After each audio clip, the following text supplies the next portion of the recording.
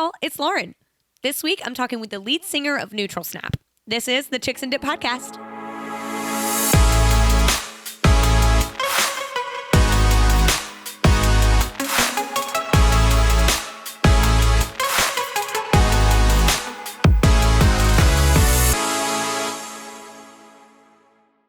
Hey y'all, it's Lauren back with another episode of the Chicks and Dip podcast. I am so excited that y'all are here.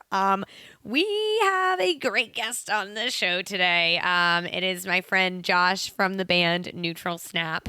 In this interview, we just wrapped up and it was just so fun. It was such a treat. Like, it's just a blast. And so I'll be honest with y'all, I don't even feel like I have any crazy intro stories this week, mostly because we've recorded so many episodes in advance this week, but also because we just had an extra long interview and he was just amazing. So I don't feel like I need to even try to top that. So I will just point out his band is called Neutral Snap and our sponsor of today's episode is Neutral. It literally is written in the stars. So thank you so much to Neutral for supporting the Chicks and Dip podcast. I've got lemonade again on the set this week. I've got strawberry lemonade and I've got peach lemonade today. I hype them every single week and it just doesn't get old because they are that good. I mean, literally, they're just vodka seltzer and juice. They're so light and refreshing. Whenever this comes out, I think it might be either the week of Thanksgiving or the week right after.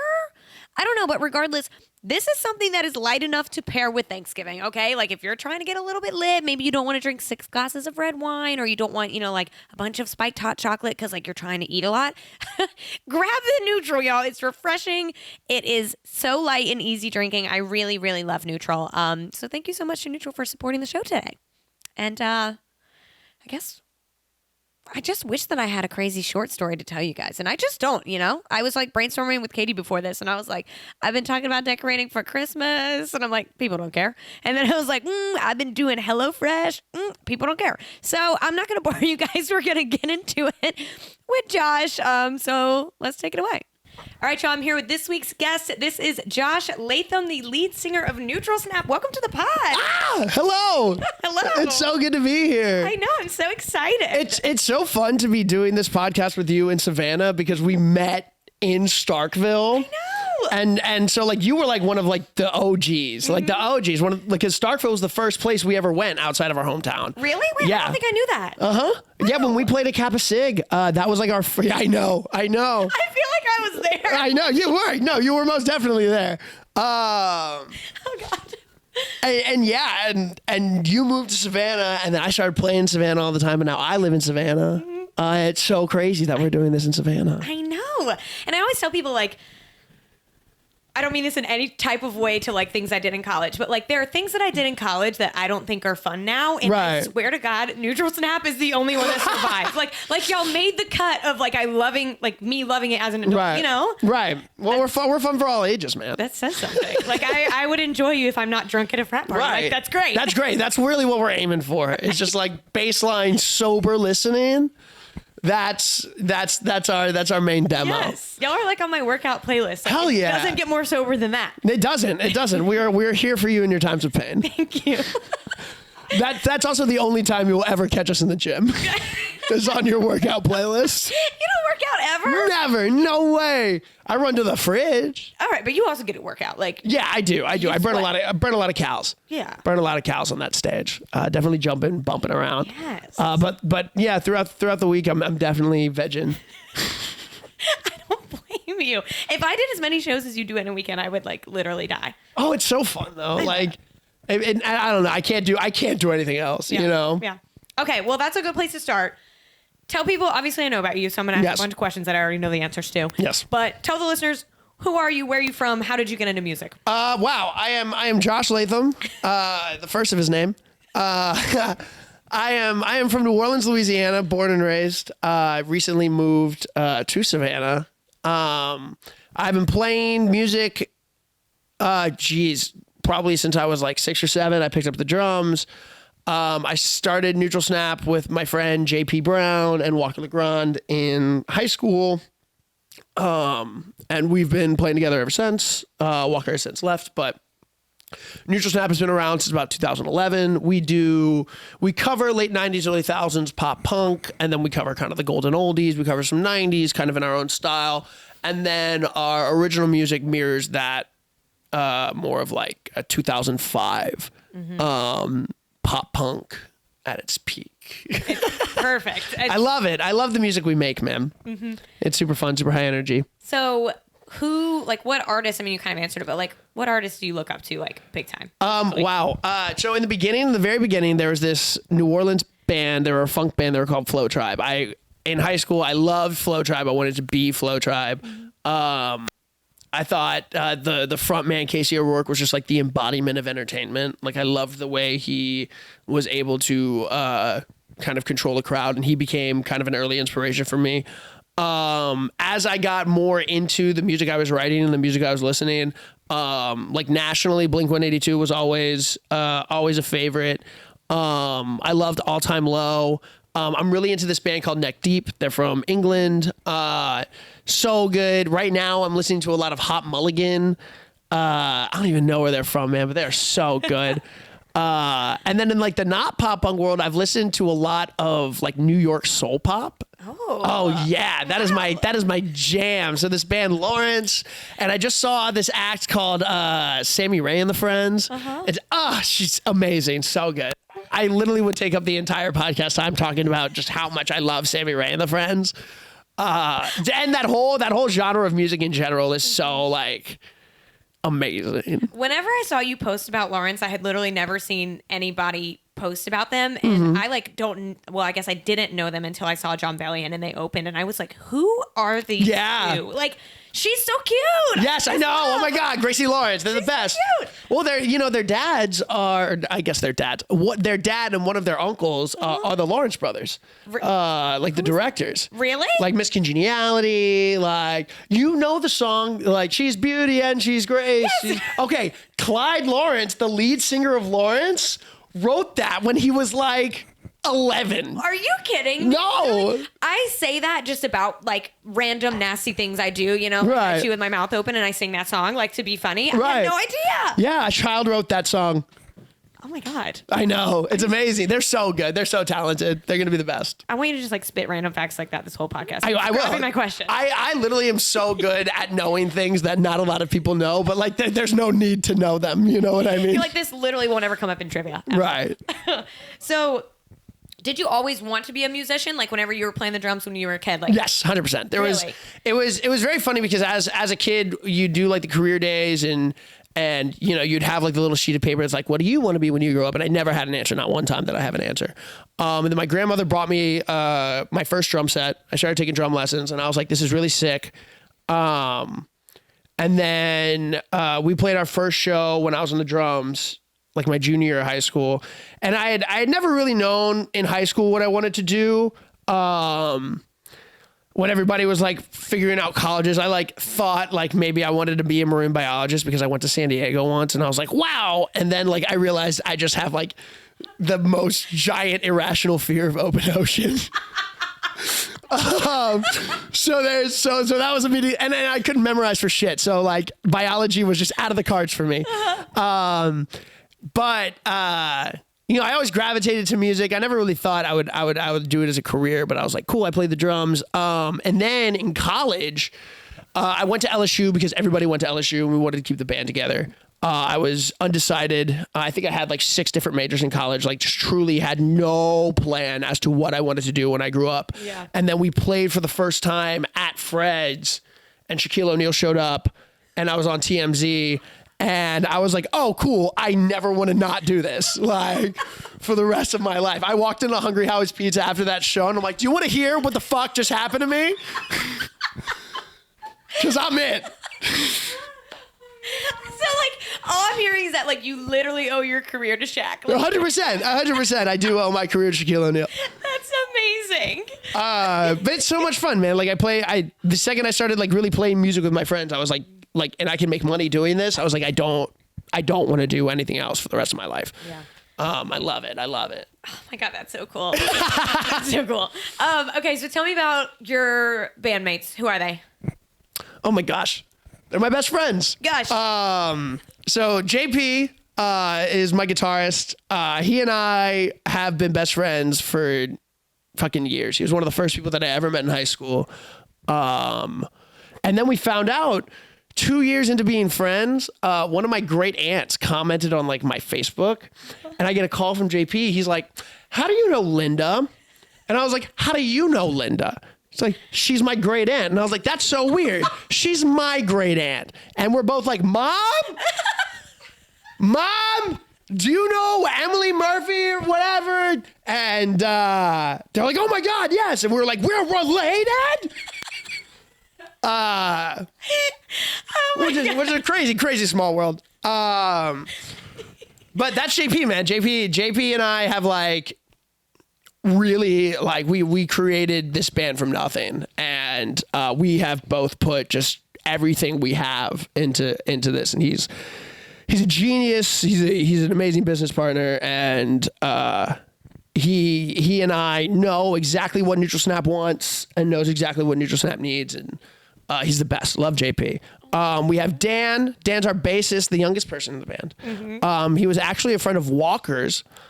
We had a lead singer who ended up not wanting to sing, so we moved him to bass. He didn't know how to play bass, and my friend Walker was like, "I have this fucking kid who lives on my street." That's not real. I mean, I'm sure they were friends, but like, this is how I heard the story. And he's like, "Yeah, no, this kid who lives on my street, he tries to play guitar." And we just gave him a bass. We're like, "Hey, here's 20 songs that you need to learn in the next month and a half."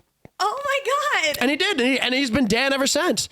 He we always say that JP and I are like the only original members of Neutral Snap. That's because Neutral Snap like came to us in a vision. You know what I mean? Like one of those things that it was like, we were just both together when we figured it out. But Dan is as much of an original member as anybody else is. He came in maybe 5 months after we were like created, but I was still in high school. Kid was great, except for one day we had a show at school during lunchtime, and Dan was sick. So we had to ask the guy that we fired if he would play bass for us again. Did he do it? Yeah, he did. And then he was cool like, guy. "You think I can get back in the band?" And we're like, "Nah, no." Nope. He's a veterinarian now. I think he's making way more money than me. I'm not worried about it. He's out. And then we have Ray. Literally one of the best drummers I've ever seen in my entire life. He is so good. When we got him, and I hate to say this on the podcast, he's gonna hear it. But it's like, as soon as we got him, he fucking exploded. You know what I mean? Like he was definitely like the missing piece that we needed that really like completed this lineup. And recently we added Gus, our tour manager, who is like our ghost fifth member, who is just everything, like anything we could ever need. Like we have a great team. We all mesh really well together. And we hate everybody else we bring on. But yeah, man, those dudes have been through literally almost everything with me. Oh, yeah. My God. I was going to ask if y'all like ever argue, but it sounds like y'all jive pretty good. Oh no, we argue all the time. Are you kidding me? Like you should see our group text. Like you should see our group text. Oh my God. JP and I will scream at each other. Almost every day. Almost every day there will be something that JP and I like disagree on, but like that's the whole point. Yep. Like, yep. You know, like neither one, you know, both of us are navigating this, you know, industry. Especially since we've been navigating it ourselves. Like we're both kind of just like rolling with what we know. Yeah. So we'll bump heads a lot, but I mean, at the end of the day, like it's always for the betterment of Neutral Snap. Yeah. So when did y'all start touring? Oh, wow. Our first tour, like out of state, was like just a 3-day run where we played Fred's, then Starkville, then Mobile. And that was in 2016. Oh my God. Yeah, it was in 2016. And then we toured with Old Row, spring of 2017. Dude. Triggered you guys. You guys know. Dude, oh my God. Like, and this was 2017 Old Row. This was like in its heyday. That was my prime. And man, we didn't put anything in writing. We were so eager. We picked rooms that we could not fill on dates that like we could not fill those rooms. A week before the show, Old Row just went radio silent. And we were like, uh-oh, they made us pay just like thousands and thousands of dollars to like allow us to like advertise our stuff on their page. And then during the tour, they just like went like, silent. And of course it was like, 5 years ago. So I don't care now. Right. But, and it definitely didn't do nothing for us. Like it definitely opened up a lot of doors. But it was one of those moments where we were just like we are not the guys we think we are yet. We immediately bit off more than we could chew. And I've like really from then on, we've played with like a chip on our shoulder. Yeah. And it's helped us out a lot in like future decision making. Yeah. And so when y'all first started touring, was this your full-time job or no? No, I worked in so I was going to be a teacher. And if you believe it, before I dropped out the second time, when I dropped out the first time, I was just taking a break. When I dropped out the second time, I was like, all right, this is it. Yeah. But we started in college. We started kind of touring in college. And then I left. I ended up working at like a shipping warehouse. I was forklift certified. I loved it. It was the best. Shout out Dow Electronics. Love you guys so much. They're not even around anymore. But dude, it was the best. I loved my time there. That's awesome. It was such an easy job, man. We were just working at a warehouse. And I was making good money and I was touring. And so I did that for a while. And then the Old Road Tour, right before that Old Road Tour, because they were like, oh, you guys, we're all going to make so much money off of this. And so I like quit. Oh, no. I was like, I'm gone. Goodbye. And then like 3 months later, I was like, ding, ding. Hey. Oh, no. You got an opening? And they're like, we don't. And then 2 days later, somebody quit and they're like, we do have an opening. And I'm like, Josh is back on the forklift. And I did that for a little while. And then like we toured in conjunction. We tour every weekend. But really it was like 2018 was when we got Ray. We got Ray September of 2018. And that's where I'd kind of like count our beginning. Yeah. With this current lineup. Oh my God. And doing what we're doing. What was the hardest thing like about getting to a place of doing it full time? Geez. Making that leap and then being broke for so long. Cause it's not an easy thing to do. Cause you'll work and then you'll gig and then it gets to a point where like your work is like, hey, you're taking off too much time to go gig. And you're like, I don't know what to tell you. So like, you gotta leave. Yeah. So it's the beginning. It's the leaving your job to go play music and you immediately not getting famous. Like that's, you know what I mean? Yeah. Like we quit, like, we're like, full-time musicians. Like, this is it. We're going to be raking it in. And then like a year goes by and we're like, I am tired of living at my parents' house. Like, it was a very, very long time before we ended up like actually getting to where we felt like we were not only like comfortable, like doing this full time, but like doing it comfortably. Right. There's a lot of like, we kind of made a different call than most musicians that like we, I guess, are inspired by. So, for example, like a lot of these original bass bands, they've trudged the small club tour, then they did the big club tour. So like we're kind of like making our money in just a totally different part of the business, doing these like private events, doing these like fraternity parties, these college bars. So it's an uphill battle for our original music, but for keeping us afloat, we're able to like produce these albums ourselves because we're like making good money from these cover shows, and we still have a decent original following, so we feel like it's not really taking anything away from us. Yeah. I refuse to work a real job. I refuse. I can't do it. I don't know how y'all do. I can't do it. I can't. Not for me. Not for me. Love you. Not for me. Like I can't do it. I don't know. Playing music's so fun. Like, we have to do it every weekend. We have to, I get it. We talk about this all the time. Obviously, it's not music, but whenever I pulled the plug on my real job and started podcasting, so happy for you, by the way. Thank you. Like, amazing. The second I saw that announcement, I was like, yes. Thank you so much. Quit your job. Like, just quit your job. I cannot say it enough how badly you should quit your job. I mean, it was like getting to a point which I still work, and I mean, gosh, me and Katie work until like 8 p.m. every night anyway. Right. But the difference was I was working a full-time job 9 to 5, and then I was having to do this second job basically on top of it and on the weekends, and I was like, I don't have a life and I'm not happy. Now I don't have a life outside of this, but at least I'm happy. Right. Yeah, at least you're doing it. Right. But well, you know, Savannah's so cool because you can make money in Savannah doing pretty much anything. That's true. Which is something that I loved like since I've moved here. It's just like there's so many like small jobs, small gigs. It's a very gigging forward community. Yeah. You know what I mean? Like and everybody's trying to get their friends paid here. You know what I mean? That is so true. Like always. Like the support here in Savannah, the whole like and it's because because SCAD's here and so artists are very like, supporting people, supportive people. And so you have that kind of environment around here and it's amazing. It's nice. It is. Okay, so I wanted to go back to what you were talking about, your original music. Yes. Like the first time y'all performed original music at a show, like were you nervous like for how people were gonna react? Like were you scared? So we played like a couple original tunes at our at like the first show we ever did, like in high school, and we were just like, yeah, we're just gonna throw them out there, and we sandwich them between like two crowd pleasers. Now, oh yeah, so nice, golden hour. Looks good. Now we're playing at bars where they normally don't allow original music because the bars are focused on turnover, so they want as many people at the bar at the same time. So they're like covers only.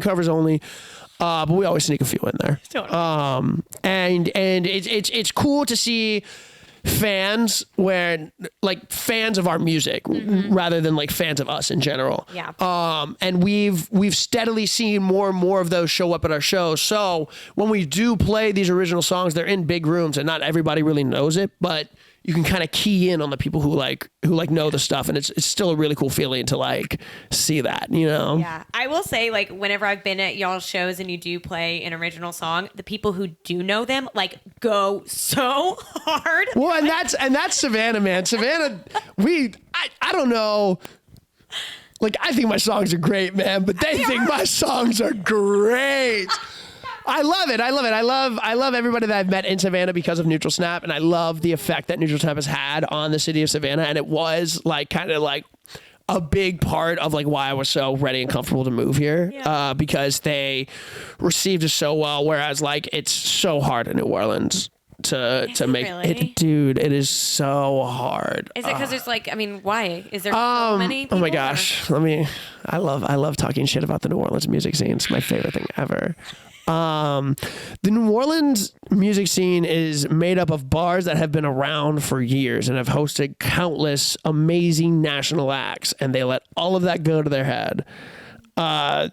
There's a few good souls in there that like really like try and like revamp the local scene, but like there is no pop punk in New Orleans. There really isn't much pop punk at all in the South, which is crazy to me that we're still able to like garner success while definitely fighting an uphill battle with these crowds. Yeah.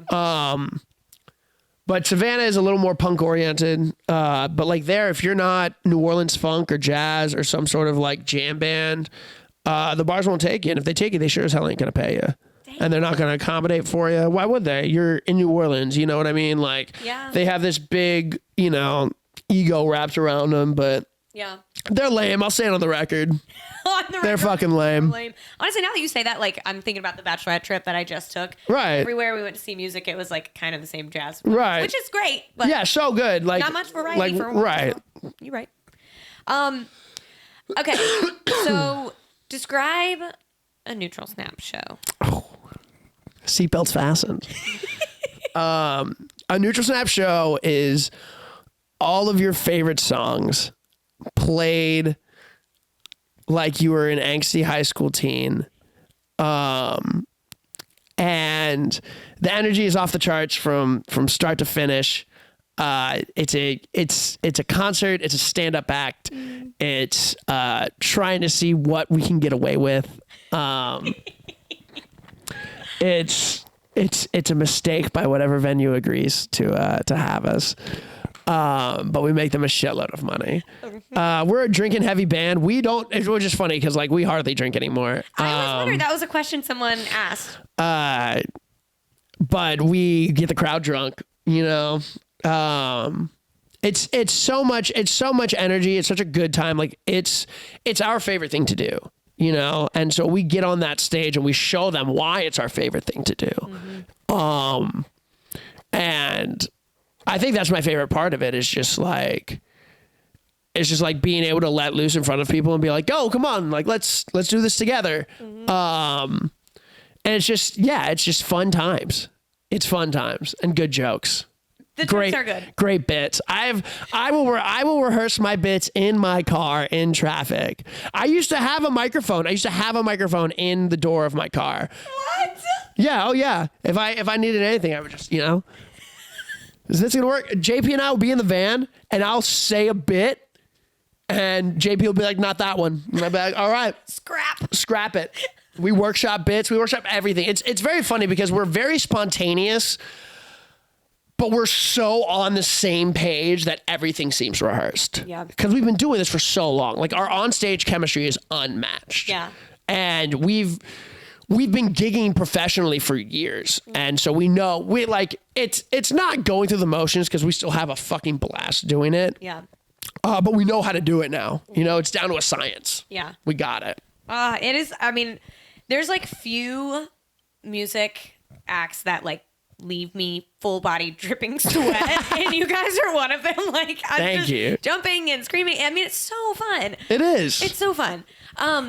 So okay, what is it like to tour? Like behind the scenes? Yeah. What's your day look like? Oh geez. So if we're leaving from New Orleans and I live in Savannah, I will spend the day before we have to leave for tour driving to New Orleans. It's a 9.5 hour drive, about 670 miles.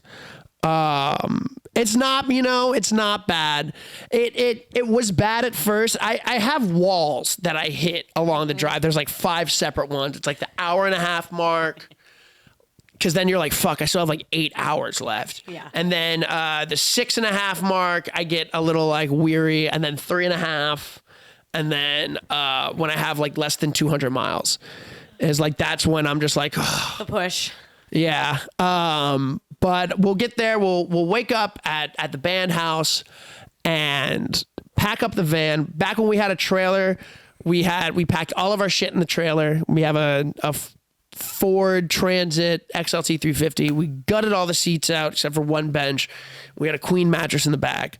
That's amazing. It was great. We would figure out where we were going. We'd have it all routed. We'd leave in the van. JP's driving. I'm shotgun 99% of the time. Mm-hmm. There we'll catch up with each other because a lot of times we're so worn out that like when we all get to like our respective homes, like that's it. Yeah. Like we're chilling until the next time we gotta leave. And odds are we're probably tired of each other by the time we're ending the previous weekend. So we say hello. We start driving. We'll stop at a Love's because we love Love's. Love's Travel Stop is the best. The coffee selection, solid. Oh yeah, we always get like just hot food from there. It's very good. We'll get to whatever venue we're going to. Normally our drives are anywhere from like 4 to 9, or really we don't try to go more than 7 in a night. So if we end up having to go, like if they need to come to Savannah for a show, they'll leave the day before. Yeah. Or if we have to go up to Clemson, we'll leave the day before. But we'll get to the venue. We'll start unloading. And sound check, normally kick it with the bar staff for like a little bit, grab a bite to eat. And then we are like comatose until 10 minutes before the show. Really? Oh yeah. You're like just big chilling. Like big chill. So for example, at Auburn, we're going to Auburn this weekend. Uh-huh. So we sound check at like 5, and then we don't start till 10:30. Damn. Dude, I play from 10:30 to 2:30. Not consecutively. That's 4 hours. It's 3 hours, but it's an hour set and then a 30-minute break in between. Wow. But I'm there all day. So we nap. All day. We get to the bar at like 10, go on in like half an hour. They sell hot dogs up at the bar. Go up, grab 6 hot dogs, go eat them on the stage, talk to some people, sell some merch. Start it up, and then it's just game time. It's muscle memory, and you just got to get through the end of it. And then we hop in the van, go to whatever hotel or B&B that we have, and and sleep, wake up, put all our shit in the van, and then keep going. So like in my head, you guys are like fucking raging like backstage. Like that's not actually happening. No, man, we're tired. We're out of shape, dude. Well, it's funny because you met me in 2016, 2017. So we were. That's me too. Like, right. Right. We would. I mean, there were weekends where like I just wouldn't sleep the entire weekend. We'd just be like, let's do this. I play 3 shows and just like strung out of my mind. Like there were times, you know, like the movie The Dirt. Like that was Neutral Snap 2017. Like 100%. And they're like, Josh, like the people in The Dirt did some pretty crazy shit. I'm like, yeah, I know. Like, I'm telling you. Like, that was it. Like, yeah, I know. Oh my God. When did you calm down? How old are you again? I am, oh my God, do I have to say it on the podcast? You don't know. I'm just kidding. No, I'm 28 years old. Okay. Because I feel like I'm starting to like not be able to keep up. Right. Actually, that started when I turned 25. Like, Jeez. oof. We all had, I mean, you know, going into like the frat parties, you are, you know, put in positions where certain substances are around all the time. Oh, yeah. And we took advantage of that all the time. Totally. Then we all lost just like 80 pounds in like 4 months. We were like, whoa! I say we all, it was me. I lost 80 pounds in like 4 months. Oh, no. And I was like, oh, geez, I'm gonna die. And I was like, that's not very wet ass pussy of me to die. So I was like, ooh, we need to calm down. And so now we just like smoke a bunch of weed. So it's like a very like mellow, like backstage we're hanging out. I'm very hypercritical. So I'm always like, just like immediately focused in on like the one thing somebody did wrong. And it was probably me. That's a good way to be. But we'll chill for like, you know, the in between sets. I don't like breaks. I like breaks at like places like Skybar where we're playing for so long. But 99% of the time, if it's a 2-hour set, I'm just blowing through it. Yeah. But we try not to get too drunk during the show. I don't think we've had a situation in years where one of us was too drunk to like be on that stage. Yeah. But you know, we'll maybe, you know, drink a beer after the show, drink a couple of beers after the show. We'll go back to the apartment and we'll like, I don't know, watch old like videos of like Korn and Limp Bizkit. I love this. And make like ramen, and then we're like in bed. And you're like, good night. Good night. Yeah. Well, I mean, I don't know. We really do leave it all out on the stage. I mean, I can imagine you're exhausted. Yeah, 100%. It very much is so draining because you have to keep everybody engaged. And so like every now and then I'll like lock in on like a group of people like on the side of the stage that I know are not doing what they should be doing, which is like having fun. And so like that'll get in my head and that'll exhaust us even more. Like, also, dude, lights are so hot. Oh, yes. Oh my God. I'm not in TV, like sweating. Right. Oh, profusely. Ray like started playing with his shirt off, and we're all like, oh yeah, Ray with his shirt off. And he's like, no, dude, this is like a necessity. Like dying. I'm dying, literally dying. Yeah. And it's true. Like Ray looks like he just went swimming. Like every single time we play a show, it looks like Ray went swimming. Oh my God. It's wild. He's got to bring like twice as many shirts as all of us. Oh my God. I'm going to say something so stupid. Okay. But like whenever I take a long road trip, I like sing really loud, and sometimes I'll like finish up a song and I'm like, whoo. I'm exhausted. And like, I literally cannot imagine having to do 2 hours of all that plus an instrument. Right.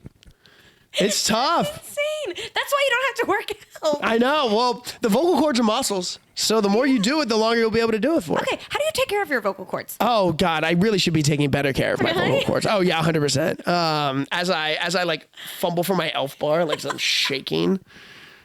I really should be stopping vaping. But so I used to smoke cigarettes. I stopped smoking cigarettes. For me, I used to not warm up at all, and then in the very beginning of like our high school days, 3 shows would leave me shot for about 5 days. Oh wow. And then, you know, the more we started gigging, the more I was able to, I guess, have more stamina with how I was singing. My voice was more powerful, so I didn't need to push out as much. And I don't know. I think I just like will my voice to work, you know? I'm like, shit, this is going to sound like I'll do warm-ups, barely ever. There has been this warm-up that like I saw on TikTok that I'm like, damn, that's like kind of neat. It doesn't take that long to do. And I'm pretty sure I can do it. Because a lot of these warm-ups are like really intense. And I'm just like, oh, like if I can't do the warm-up, I'm going to get in my head. I'm not going to do these warm-ups. But I do like this warm-up that like gets me just through a scale. That ends up being fine. A lot of water. Before the show, shot of whiskey right before I go on stage, coats it. And then I pray. And just hope that my voice kind of holds out for the notes that I want to hit. Oh my God. And like, you know, we've been doing this for so long. So I know like my vocal limits, like I know what I can and can't do. And we've actually been able to like tune lower. So we used to play in like a half step down. So there's like standard tuning and then we played like a half step down. Now we play a whole nother half step down, which is so easy. And then if I'm like kind of huffing and puffing and we still got like 2 shows left on the docket, then we'll even go lower. Oh, wow. And it sounds super sludgy and not our best, but it's like talking for me. Yeah. So yeah, I just get out there and rip it. And there's, I've wanted to like take vocal lessons and shit like that, but like, no, I don't. Could you sing like good your whole life? Like how much of it? I don't know. Like natural talent. So I realized that I could sing because in the 4th grade there were choir tryouts, and the girl I had a crush on joined the choir, and I was like, I am joining the choir. Yes. And then she quit, and I was like, you know what? I'm pretty fucking good at this. So I did the choir for like 5th, 6th, and 7th grade, and then I was like Conrad Birdie in the play for Bye Bye Birdie, and I was like, that's cool. I like to sing, but I love playing drums. And so when we were starting a band, when I was trying to start a band, we didn't have like a singer or anything. It was just me, JP, and Walker. So it was drums and 2 guitarists. So we like practiced once and we needed somebody to sing. So I just sang over it. And I was like, yeah, I still got it. And then in high school we had a singer and then he and I would harmonize. It was really great. I had like a Britney mic. I did. Yes. Oh my God. I played like behind the drums and we would harmonize and it was cool because I had the Britney mic, so I still controlled the stage kind of from behind the drums. So I had that presence, and that's kind of when I realized that I could be a front man. And then I like really started singing, and then people were like, "You have a good voice," and I was like, "Cool, thanks." Nice. That must mean I'm doing it right. And then yeah, I kept doing it. I don't know any like vocal terminology or like I know barely any music theory. I love that. And like I learned how to play instruments by ear, so I like don't really know how to like read music all too well. So like the entirety of my music career has just been me like just winging it. I love that. Just like getting up there and being like, you know what? I'm going to make these people fall in love with me real quick. Let's do it. To me, your voice is very recognizable. Like, you know, that's what people say. People are like, they're like, we don't really hear any other people like sound like that. And I'm like, ouch. no, I think that's so good. I think it's good, but like also it's kind of weird. No, I mean that in the most complimentary way. Thank you. I do enjoy my voice. I think it's very compelling. I think I portray a lot of emotion in my voice. Mm-hmm. And I think I'm able to. Both of my parents were attorneys, so they taught me how to speak very eloquently. Love that. Yes. I want to talk about Butterscotch. Yes. That's your top song on Spotify, yeah? It is indeed. A million streams. A million streams. A million streams. I think I've made like $6 from it. What? No, I'm just kidding. That's just like, no way. Okay, so 2 questions. Yes. One, when you recorded that song, like, did you know that was going to be like the one that like hit so hard? So no, our first album, we wrote Yellow Suitcase, and we got like for the first album, we wrote a song, we recorded it, we released it. We wrote a song, recorded it, released it. And so Butterscotch kind of came. It was one of the songs that like we were all together on, and we wanted kind of a swingy kind of sound behind it. There was this song that I had heard called Bad to the Bone by Waster. Not the song you're thinking of. but had this very like kind of poppy, like, but still kind of hard. And we were like, cool, let's kind of try and emulate that. And JP had a chord progression ready. And we were sitting there just like playing around with it. And I ended up realizing that I could play the ukulele to it. And we were playing it kind of together over, and we're like, ooh, like this is cool. And then we got the chorus out of the way. And then I sat there and just pounded out the lyrics like pretty much in that day. And we went and recorded it, and we were like, this is sick. We're like, this is poppy greatness. And I think it was the song that we had chosen for playlisting. So we expected it to do well, or we hoped it would do well. We were very excited when it did do well, and I love the fact that people are still listening to it. Because it's so good. It is. It's such a fun song, and it's so much more fun live. Like I loved our first album, but like man, if we could have redone that in like a real studio, with like, you know, knowing what we know now, doing what we do now, to be able to release Sorry I Passed Out Again. Would not be wise, but it would be pretty cool. It would be pretty sick. You could do like Taylor in like 10 years, re-record it. Right. That's what I was thinking. I was like, damn, 10 years down the line, that's fine. Totally. We'll do a 10-year anniversary. It'll be way harder. The second half of that question. Yes. When it hit 1 million streams, like, yes. Did y'all know it was close? Were you like waiting? Oh yeah. When it was like when it was at 800K, we're like, watch for 1 million. Oh my God. I think I was in like in my car. I think somebody like had just texted me just a screenshot of it, and I was like, oh, sick, and then just like kept on. That casual? Yeah. A million streams ain't nothing in the real world. It's like a milestone though. That's cool. It is. I'm very happy. I'm very happy for us. I'm very proud of all of us for getting there, and I think that song is great. I'm ready for 10 million. I'm ready for 100 million. I heard that. It's one of those things where it's like cool. Like, it's not everybody can say that they have like a song that has hit a million streams, and that definitely, you know, puts like a layer of legitimacy over what we're doing. Yeah. But I have this terrible problem just comparing myself to every single musician I come in contact with.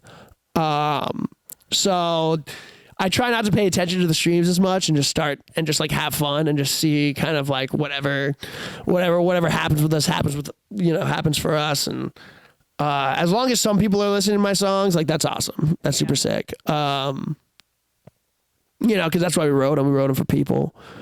But I don't know. Yeah, it was casual. It was very casual. It was like excellent. Like, yeah, we were at 1 million streams. That is great. Yeah. We got to keep going. That's what I mean. Like, to me, that's like so cool, but like, this is your career. This is your job. So it's like, great.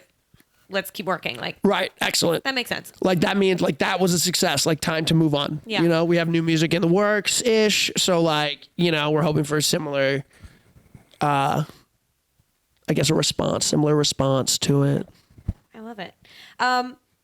Sweet question. Sweet question. So sweet. What do you love about your job? Oh, all of it. I get to play with my best friends. That's probably the coolest part, man, is that my job is me going to these cities and just being the guy. Mm-hmm. You know, like being the guy for a couple of hours. Just to be able to go to a bar or a venue and have people be like, hey man, like you guys like are so fun.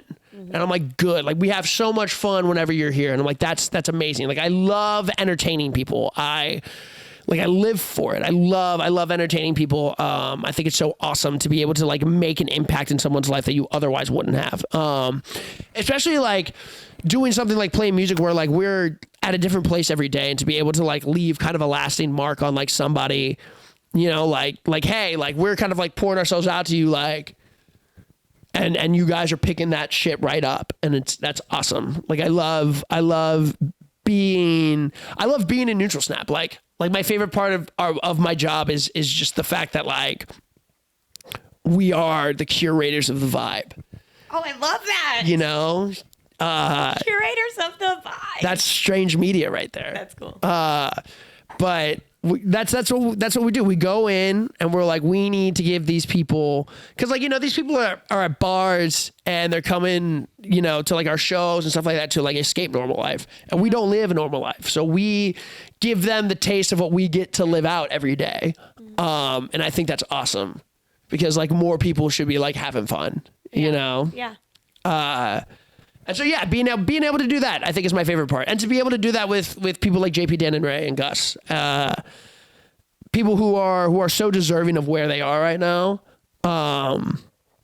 and I want to cause some trouble. You know what I mean? Like I want to stir shit up. Yes. And I think Neutral Snap is just like the best way to do that for us. Everything you just said is the vibe that you feel in the crowd. Like when I'm in the crowd, I feel like a freaking rock star. It's funny because my favorite compliment that I think we've gotten is this guy came up to JP and he said, "Hey man, I don't like the music you play, but I love the way you play it." And I was like, "That's sick, thank you." Like that's awesome. It's like, yeah, our music is one thing, but like we put more than our music on that stage. Like we put like a lot of ourselves on that stage. Yeah. So to be able to like connect with people like that is awesome, and something that like not a lot of people get to do. Yeah. So we're very privileged to be able to do kind of what we get to do every weekend. I love it. I flipped the live stream, the thing over so I could see. So you can. Oh my! Now I'm gonna be talking. Everybody's saying. I know. Don't look at that. Everybody's saying that this looks like a piece of pizza. Oh my God! Everyone says that. We have it on a hat, and they're like, "What is your pizza?" And I'm like, oh, "It's a chip." It's a chip. It's because the salt looks like pepperoni. Yeah, for sure. No, and in the graphic that I sent them, it was like little dots. I think the neon, like they had to make it pepperoni size. I mean, whatever. You know what? You can dip pizza though. This could be ranch. Right. It's still a dip. Right. That is still a dip. Which would make pizza a chip. Holy shit. I know, but I'm not getting into food schematics right now. No. We got the stupid hot dog question asked, and I know. Oh my God. Okay. What's something that y'all want to accomplish in like the next 5 years? Like, what's the goals? I would love to tour nationally playing my own music.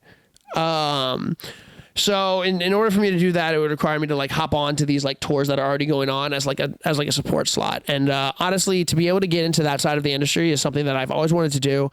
I just don't want to do it their way. Yeah. We went to Nashville. We tried the whole thing. And they're just like, "Yep, you just got to make 3 TikToks a day. You got to talk to this guy, get into 3 writing sessions a week, start pumping out 35 songs. Then maybe 10 of them will be picked for your album. And then you have to do like social, to maybe get on a tour where they're going to pay you $100 a show." What? And I mean, I'm paraphrasing, but I'm being far more dramatic than I should be. But it's very bureaucratic there. They definitely want you to like have the look and the fucking phrases and the content, and Nashville to me is a content machine. And it will squeeze everything out of you and then spit you out for the next thing, because there's always something coming in there. There's always someone coming new in there. And I've known a lot of people who go to Nashville who have a lot of success there, and they're fantastic musicians, and I'm very glad that it worked for them, but I don't think that's something that's going to work for us. But we're leaning into it more this year. We're able to like, kind of play play football season, do the corporate events, gain capital, and use that to try and either buy onto tours or find agencies who are more like-minded than us. But yeah, in the next 5 years, I'd like to be able to say that like I've played across the country, playing our original music. Honest to God, in 5 years, if Neutral Snap is still relevant, then like I'm doing something right. Yeah. Like because 5 years in musicians' time is like 10 years. Yeah. Just because there's such an influx of new artists coming in, and so to be able to stay relevant for that long, like you gotta have it. And I think we got it. I do too. But yeah, hopefully in 5 years we can kind of figure out where we all fit in this kind of thing. Cool. I think y'all can do that. I think so What too. do I know? But okay, we got some questions from the listeners. Yes. And this one I have a few follow-ups for, but Okay. someone said I need with like 6 E's to know the story of how you met your girlfriend from the circus. Yes. Haley. She's at home right now. She is so cute. Love her. Me too. I met her. We were at a bachelor party in North Carolina. And I came to Savannah just to like hang out, like to low key, like just be a hoe. I did. I came to Savannah to be a hoe. Didn't we all? Right. And then like literally day one, I like bumped into her and I was like, oh fuck, now I'm gonna hang out with her forever. Oh my god. And then I got home, immediately wrote that song. Are you serious? Yeah, immediately. Like walked into the doors of my apartment. It was like JP in the booth. I got it. Because we had this like music down, but we didn't know what we were going to put over it. Yeah. And I think I'm falling in love with a girl from the circus, like fit that perfectly. We're like, boom, we're making it a whole song. Like we got it. And then she came to New Orleans like the next week. And then she moved out there and then we moved back here. But that is the story. Oh my God. What is it like to date? Like I do want to talk about like dating with your career. Is it hard to date or like is it? No, we all, so Dan's married and all of us are taken. It's Sorry, not, ladies. It's not hard. It's like, I don't know, you just gotta be a good person. That's the thing. I think that if you're a good person and probably if you're with the right person, it's probably not that difficult. Right. I mean, so like there's people who have been like, hey, like, what's up? And we're just like, no. And they're like, but I don't know. It's like dating a stripper, I guess. You know what I mean? There's trust that's involved and a lot of communication. Yeah. I mean, like we're all, it's very funny without the, crutch of neutral snap, we're all pretty awkward dudes. So you know what I mean? So like a follow-up would just be like a nightmare, you know? So like you solo. Well, actually, let me ask the first question first. Sure.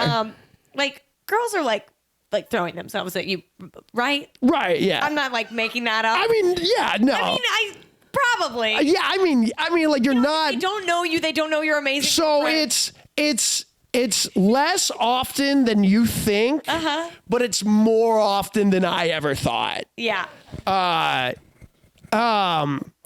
But like if they're buying merch, they're buying merch. You know what I mean? But you can look and don't touch. It's a very, very easy thing to do. Right. And so I wish that she was here to ask, but like, is she like probably, I mean, do you think she's a jealous person at all? Haley? No, not at all. If I had an ounce of jealousy in me, I could literally not do that. Like oh my God. No, all of our girlfriends and Dan's wife is that they're all they knew what they signed up for. Yeah. And I mean you know. God, they sound so cool. I love They are. The Housewives of Neutral Snap are the coolest, man. No, they're sick. They always come, you know, they come to the shows they're able to, which is very cool. They're okay with like not being able to make every show. And they put up with the fact that we cannot be available for anything. Yep. Anything. We're booked all the time. All the time we're booked. And that's just like the way it goes. So like a lot of patience, you know, a lot of phone calls in the van. Yeah. You know, we always kind of take time to like call her text. But yeah, it's just work. And then I come back, hang out with my dogs and my cats. Yeah. Play some Fortnite.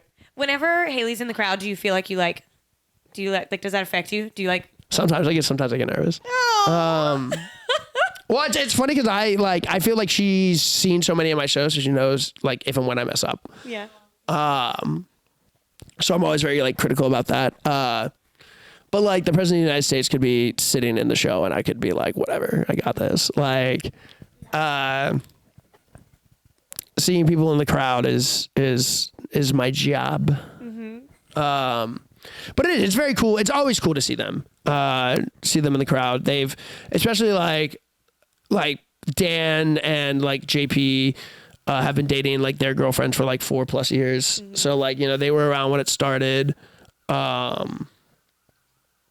Yeah, no, they're good chicks. I love love it. They are, yeah. Oh, y'all have the coolest little gang. We have the coolest little team, man. Y'all really do. Another listener asked if you're gonna rebleach the ends of your hair. I got to, man. Haley's like, when are we going to dye your hair? And I'm like, yeah, we can totally do it. And then I just never do it. My hair's really like, I really need to get it like cut and styled and like figured out. And I just haven't done it yet. And I'm afraid if I bleach my hair again, like it's going to fall out and I cannot lose this hair. I cannot lose it. Katie's behind the camera going, he's not wrong. He's not wrong. No. Okay. And another question that I also want to know, when can we expect new music? Dude, never. Never. I hate writing music so much. I do. I despise it. Are you being serious? I just swear to God. What? Oh, yeah. I can't stand writing music. Are you kidding me? Am I allowed to say that? I mean, yeah, sure. There's no rules on a podcast. Right, I know. But yeah, it's well, because I hate everything I write. You know what I mean? Like I'm so overly critical of what I put down, and I want to make something that is original, but at the same time is still catchy, but doesn't sound too much like something else, but also kind of sounds like something else. And like, I don't know, my mind is so everywhere all the time. And I guess I just haven't found what fits. So like album 1 was very emotionally driven. So I just gotten dumped. So I was like, boom, immediately album out. Second album was so hard for me. Just because like it ended up, it was funny because the overarching theme was just kind of like trying to find kind of like your way in life and the different whatever's some bullshit. I don't know. I just think of words that rhyme and I put them together, you know? But yeah, writing music for me has been, it's so difficult for me. And I feel like I'm the only person in the world who is like a songwriter and just like cannot stand it. And I don't know, like when we went to Nashville to write, and given the vibe, like if the vibe is right where we're writing, I'm going to pump something out and it's going to be fucking great. But if the vibe is not right where we're writing, then I cannot do it. Cannot do it. I mean, that makes sense. But you know, it's like, I don't know. Writing music is so complicated for me. I don't know why. Yeah. I have to write.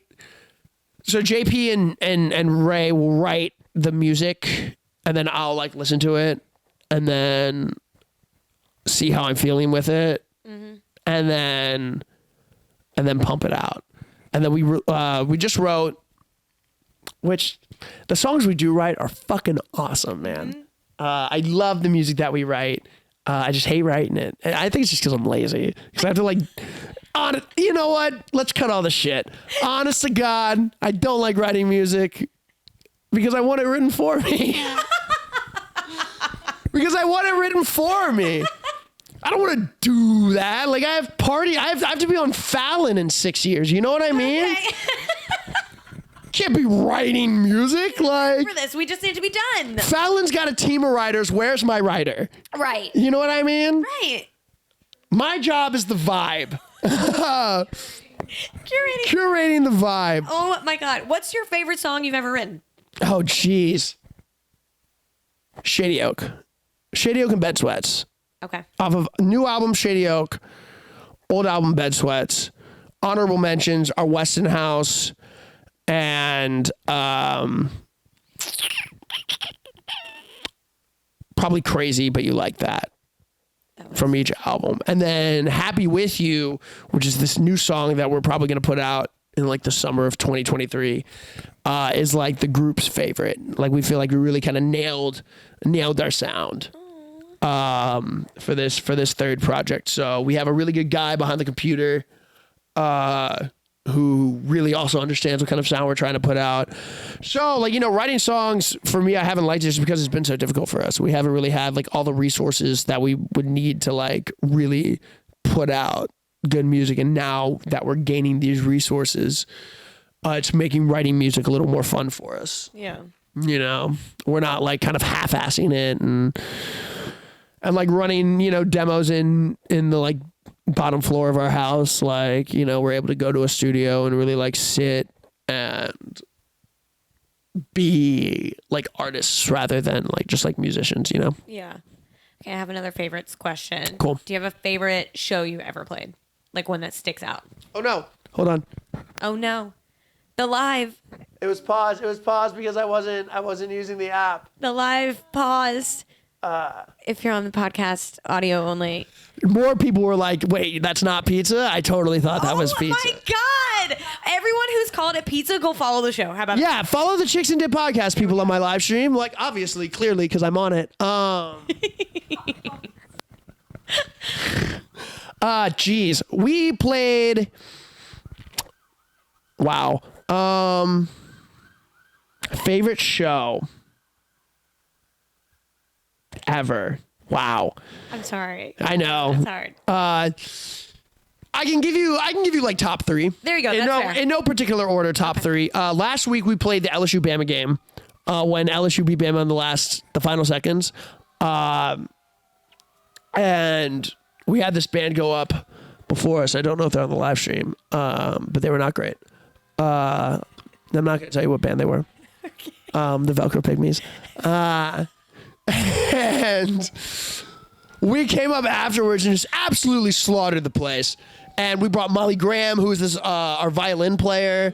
We had a second guitarist, and the vibes were perfect. They shot lights into this giant disco ball. I'll show you pictures after the podcast. It was so sick. Ooh, I love disco ball. Y'all know that. Oh my God, I'm supposed to post today, but I'll do it after the podcast. I still have time. Calling you out for not posting something? No. I just remembered that I needed to post something because I have pictures from these events that I need to put because I run all the socials. Wow. So definitely LSU Bama top three. We played a show at the Howling Wolf for Mardi Gras. It was one of our first times that we had really like kind of like enveloped ourselves into the New Orleans music scene. This was like this most recent Mardi Gras. And there were all these like funk, jam, soul bands on there. It was hard ticketed. We were the third band out of 5 on there, and we stole the entire show. Just had a fucking ripper of a show. And that's one that always stands out in my head. In regards to traveling, I don't remember which specific time this was because whenever we play in Virginia, I'm always tanked. But we played this show in Charlottesville, Virginia, and it was like 400 people crammed into like a 200-person bunker. And it was like 2017, just like our heyday of just like being fucking animals. We were all blackout drunk by like 3 p.m. and Chuck like let out a fire extinguisher inside the bunker, and we had to like get all of our shit out really quickly. And then we had to drive an hour in a snowstorm so we could catch a party at the frat that we had played the night before. Oh my God. And so that whole experience of just like being able to like do all that, I think like all clumped into one is also one of my favorites. We've just like the shows that the events that we've been able to play, like sometimes like when I really think about it, it's just so hard to wrap my head around like that we're doing that. It's wild. It's wild. I love shows when my mom shows up. Anytime my mom shows up at a show, that's always really fun because she's like, Josh, no cursing. Oh. And I'm like, got it, Mom. Walk on stage like, what the fuck is up? My mom's here. Everybody say hi, Mom. Is she just like rolling her eyes? Yeah. Oh, yeah. 100%. Oh my God. I literally say this every week, but my mom, after every single episode, she calls me. And what I said before the show, feedback is a gift. Right. That's what my parents say to me. They're like, Lauren, feedback is a gift. Please stop saying the F word. Right. Like, stop. Right. She's like, do you really need to curse? I'm like, yes, I do, Mom. It gets the fucking people going. Yes, it gets people hyped up. Like, she's like, do you really? Because I'll I'll get on the podcast and just be, or not the podcast. I'll get on stage and just be like, the police are not your friends. And my mom's like, why do you have to be political, Josh? And I'm like, because I'm on the stage, Mom. I can say whatever the fuck I want. It just flies out of my mouth. Like, whatever. Like I'm having a fucking ball, Mom. She loves it though. Like they've been, all of our parents have been just like beyond supportive of this whole venture, which like really sucked because like when I was like really bad off on drugs, I tried to be like, you never wanted this for me, and my parents were like, what the fuck are you talking about? Like, you're an idiot. Come home. Like, we're giving you everything you could possibly need so that you can be in this band. And we're just like, yeah, you did. You did indeed do that. Isn't that crazy? Like, whenever your parents are just trying to parent you, you hate them. And then like, you finally get through it and you're like, thank you for like making sure I didn't hurt myself. You know? It's like, like, amazing. Like super stoked that like you didn't just let me die, you know? Because you definitely could have, and you didn't, and I appreciate that very much. So thanks, Mama. We'll not be here this weekend, but next weekend for sure. Got you. Okay, so obviously the listeners know Cameron, and so like I love Cam. I just want to like explain to them like I haven't seen something happen so quickly than Cameron falling in love with you. Like, right. Yeah, it was so immediate. I told him, I was like, I think it was New Year's Eve, maybe the first time I brought him to see y'all's show. And I was like, trust me, like, I know this band. I think that you're going to have a great time. And it was like 20 seconds in. And then all of a sudden, everywhere we went, Cameron was like, no way, Lauren knows this band. You're going to really fucking love them. And I'm like, this is the biggest flex for me. Like, they keep hyping me up. Like, thank you. But it was like instant. And then like the next show we went to, he was like, I'm going to get Josh a shot. I'm like, okay. You did. You got me a peanut butter and jelly shot. No, I remember the first shot I took with Cam. I don't remember the last one I took with him, but I remember the first one I took with Cam. That's how it goes. I remember that immediately. Oh my God. Do you have that effect on everyone? Yeah. I can't lie. I do. I'm everybody's friend, man. I love it. It's awesome. I love being everybody's friend. Oh, never mind. Your live start. I pointed at your live and then it came back on. I swear. I literally pointed at it and it What the fuck are you guys doing over there? Huh? Also, if you're audio only, Josh is live on Instagram. I tried to get that out earlier and I just quit talking. That's okay. Anyway. But yeah, I love being people's friends, man. I think people are awesome. I'm addicted to people. And Cam is a great guy. And so like when people are like, yeah, let's, and I gravitated towards you and Cam because like I remember you from Mississippi. So like when I was being in Savannah, I was like, oh my God, this is like the one person that I know. And like even at the time, I'm pretty sure you were on TV at the time, and I'm like, holy shit. I was like, I'm gonna have this news anchor at my show. Hell yeah. Oh, well, the feeling is mutual. I think that every time I, get to bring someone to your show and you say hello, I'm like, wow, I'm so cool. I know somebody really cool. Well, it's fun. It's fun to make friends, because we play these shows so often, and we play these places very often. Like, there's no point in not talking to people.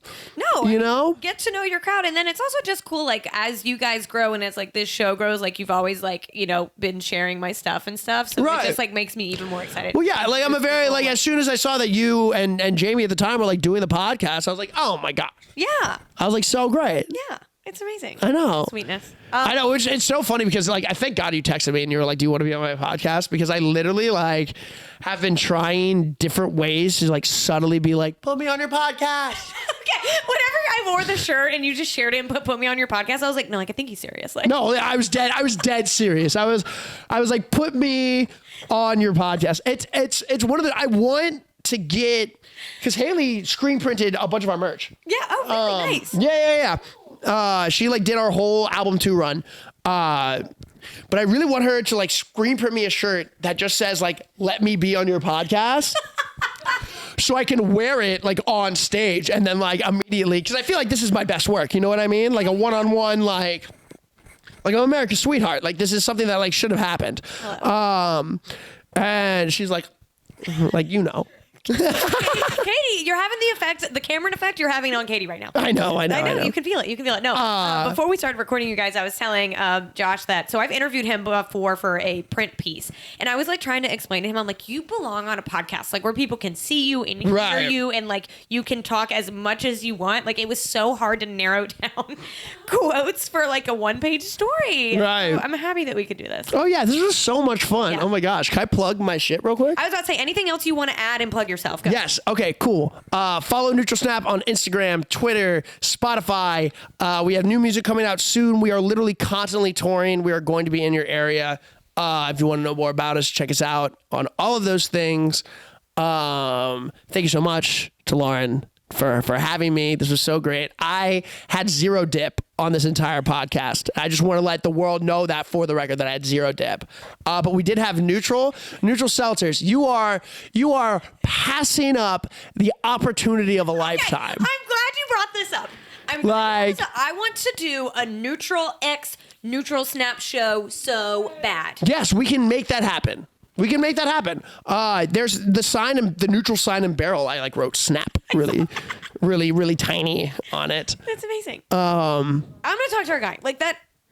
There's no reason for this not. Right. There's no reason for that not to happen. Like put me on a phone call. Like okay, we're gonna do it. Cool. And then I'm going to advertise the shit out of it, and everyone listening is going to come. Right. Yes. Let's go. Well, okay. Instead of me like wrapping up the show solo, I'm just going to go ahead and wrap it right now with you on set. Thank you guys so much for listening. Thank you so much for being here, Josh. Of course. New episodes drop every single Monday morning, bright and early. You can watch us as a web show on YouTube, or you can listen in as a podcast only on Google, Spotify, Apple, anywhere you can get a podcast. Follow our show at Chicks and Dip Pod, and follow me personally at Lauren_Wolverton. Anything else you want to? Yeah. How'd you get your blue check? Oh, wow. I'm actually glad you asked this because people message me. I'm not kidding. Once a week, I get a message from someone like, hey, can I ask you a crazy question? And I'm like, you're going to ask me how you can get verified. I already know. So I literally did nothing. I took a job working at a TV station. That's all I did. Okay. Yep. Yeah. That was the biggest job perk. Literally within like the first week of me working there, they were like, send me your Instagram handle. And that's all I had to do. I just sent it to my supervisor. And then I woke up one day and I was blue checked. That's amazing. Yep. I've got it on Twitter. That's such a flex. It really is like, a lot of fun. Like, we went to Nashville and we were like, dude, we'll pay so much money for somebody just to give us a fucking blue check. That's all I want is a blue check. Look, literally get the like easiest job at a television station and be like, someone's trying to steal my identity and write fake stories. Give it to you immediately. That's amazing. It's the best job perk. Anyways. All right, you guys, thanks for being here. I will see y'all next week. Bye. Bye.